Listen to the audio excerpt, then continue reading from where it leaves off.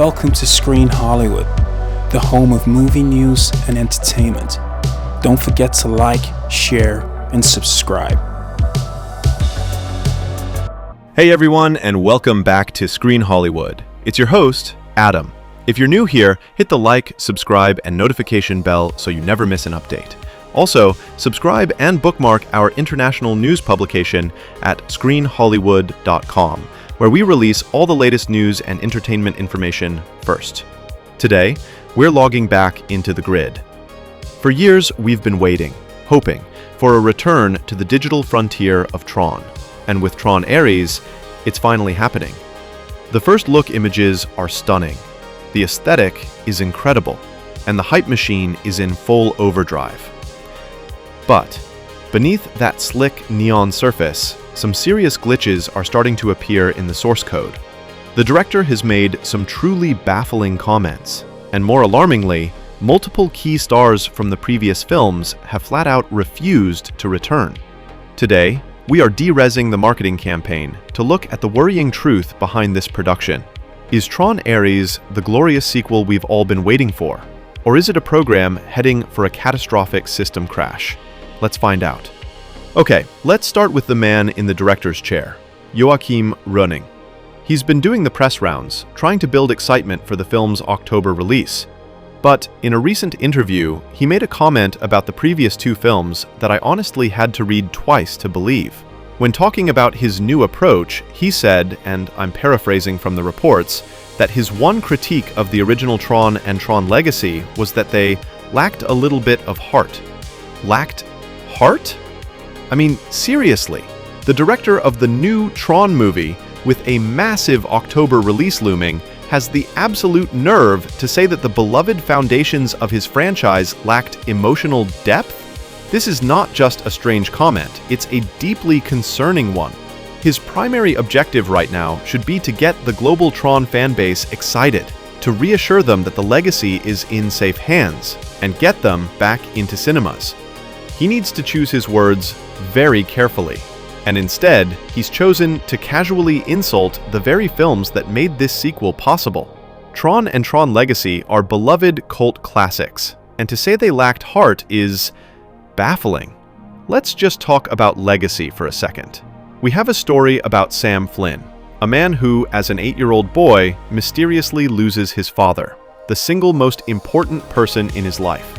He spends the next 2 decades as a depressed, rebellious orphan, haunted by that loss.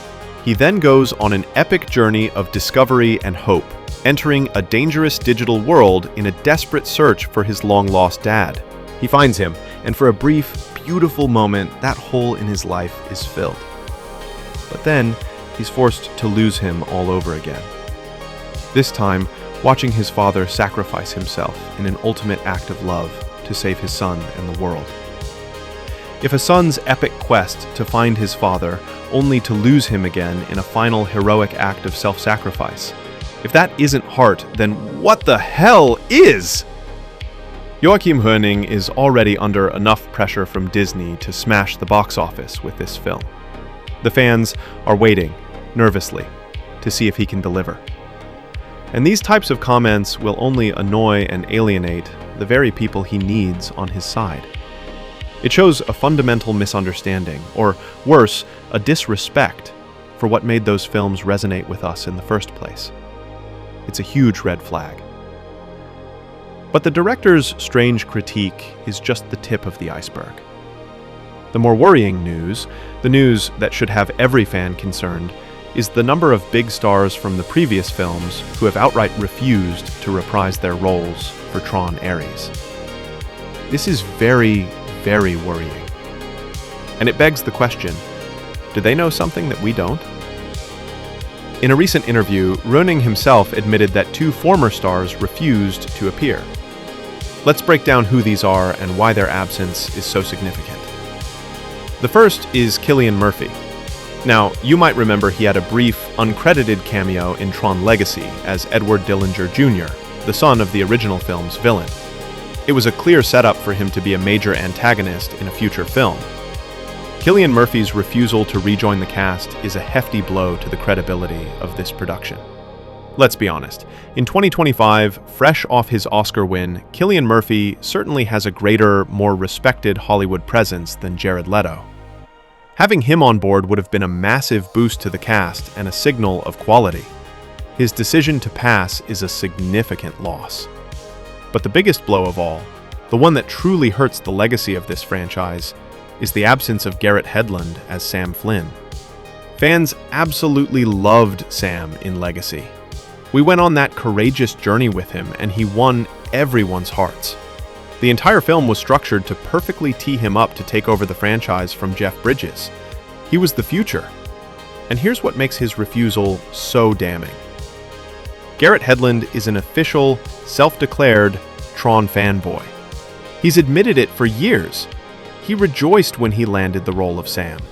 This guy is a bigger Tron fan than most of us, so why on earth would he reject the chance to return to a universe he loves so much? Allegedly, the reason is the one that every fan fears. He didn't like the script and didn't see the continuity with Tron Legacy. That is a bombshell. It suggests that the story for Aries is so disconnected or so fundamentally flawed that the very actor who was meant to carry the torch, a true fan of the material, wanted nothing to do with it. Initially, we all suspected, we all heard the rumors and hoped that Sam and Cora would at least make a secret cameo. But it has now come from the director himself. They will not return. Period. This is extremely bad news. Since our last video on this topic, Disney in Panic, which you should definitely check out after this, our team has been reading your comments and reviewing social media forums. And the data is overwhelming. Over 44% of the comments we've tracked across multiple platforms have one question at their core. Where's Cora and Sam? This has been a massive, growing concern leading up to this film. The other question, where the hell is Tron? Also, our subscribers will be aware I'm no fan of Leto. Not since Requiem for a Dream and Dallas Buyers Club has he impressed me. I break down the genuine reasons in the last couple of Tron Aries videos why I'm not a fan. Anyway, one of our subscribers pointed out something we completely missed. Why the hell has Leto got a huge beard when he's supposed to be a software program? We all know he likes to rock the hippie Jesus look in his personal life, but being a method actor, or claiming to be, couldn't he have got a haircut and shaved for the part? It seems a bit lazy to me. The majority of fans are not keen on a standalone Aries story. They truly want a continuation, a direct sequel to Legacy. And I agree. We were invested in Sam and Cora's journey. We wanted to see what happened when he brought the first digital being into the real world. Instead, Tron Aries feels like we are starting all over again from scratch. And that is an incredibly risky move for the success of this film. There is a massive amount of excitement for Tron Aries from a visual standpoint. The aesthetic looks incredible. But unfortunately, there is an equally massive number of wary and skeptical Tron fans out there who can smell a rat. They sense a potential disaster. And it doesn't help that Disney's recent track record with beloved properties hasn't exactly been stellar. Man, I really want Tron Aries to be good. I want it to be the mind-blowing sequel we've waited over a decade for. The visuals look amazing, but we all know the truth. It's the story that makes a film great, not the VFX. And right now, all the warning signs are pointing to a story that failed to win over its own legacy cast, and a director who may not even understand the heart of his own franchise. So what do you think? Am I right to be worried? Are the director's comments a huge red flag for you? And is a Tron movie without Sam Flynn and Cora even a Tron movie you want to see? Let me know your honest thoughts down in the comments below. As always, if you appreciate this kind of deep dive analysis, hit that like button, subscribe to Screen Hollywood, and ring that notification bell so you don't miss any updates from the grid. This has been Adam for Screen Hollywood. Thanks for watching. End of line.